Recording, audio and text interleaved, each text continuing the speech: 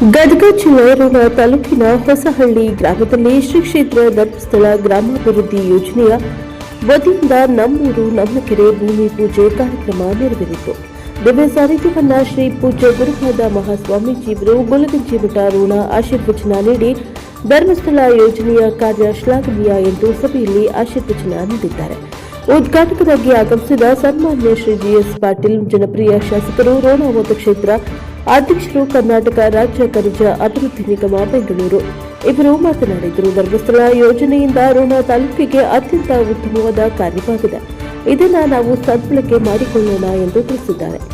ಮುಖ್ಯ ಅತಿಥಿಗಳಾಗಿ ಗದಗ ಜಿಲ್ಲಾ ಗೌರವಾನ್ವಿತ ಕೇಶವ ದೇವಾಂಗ ಪ್ರಾಸ್ತಾವಿಕವಾಗಿ ಮಾತನಾಡಿ, ಯೋಜನೆಯ ವಿವಿಧ ಸಮಾಜಮುಖಿ ಕಾರ್ಯಕ್ರಮಗಳಾದ ನಮ್ಮೂರು ನಮ್ಮ ಕೆರೆ, ದೇವಸ್ಥಾನಗಳ ಜೀರ್ಣೋದ್ಧಾರ, ಶಾಲೆಗಳಿಗೆ ಶಿಕ್ಷಕರನ್ನ ಒದಗಿಸುವುದು, ವಾತ್ಸಲ್ಯ ಮನೆ ನಿರ್ಮಾಣ, ವಿವಿಧ ಕಾರ್ಯಕ್ರಮಗಳ ಬಗ್ಗೆ ಪೂಜ್ಯರು ಸಮಾಜಕ್ಕೆ ಸೇವೆಯನ್ನ ನೀಡುತ್ತಾ ಬಂದಿದ್ದಾರೆ ಎಂದು ತಿಳಿಸಿದ್ದಾರೆ.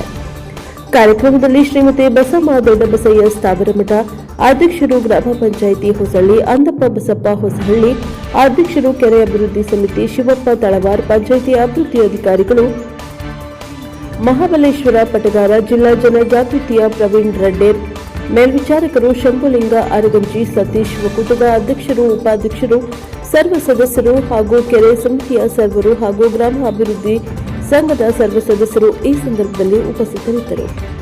Bureau report Rudrappa Hebballi, MKS TV 4.